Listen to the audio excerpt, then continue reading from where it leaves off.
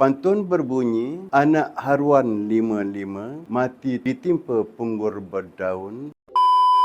Bismillahirrahmanirrahim. Saya Syaharuddin bin Abu Bakar selaku Nazir Masjid Kampung Kuala Pajam mengucapkan berbanyak-banyak terima kasih pada Yayasan Adi Azhar yang telah menyumbang sebanyak 10 set ngurusan jenazah kepada masjid ini. Untuk pengetahuan tuan-tuan dan perempuan, panjang tahun masjid kami akan menggunakan sebanyak 5 ke 7 set untuk pengurusan jenazah di Kariah Masjid Kampung Kuala Pajam ni. Sehubungan dengan itu, saya mewakili pengurusan jenazah dan juga ahli karya masjid ingin mengucapkan berbanyak-banyak terima kasih kepada semua penginfak untuk set jenazah daripada Yayasan Adi Azhar ini, serta berdoa semoga tuan-tuan dan perempuan dikurniakan kesihatan yang baik, dikurniakan keluarga yang bahagia, dan didoakan supaya dimurahkan, dilapangkan rezeki tuan-tuan dan perempuan. Akhir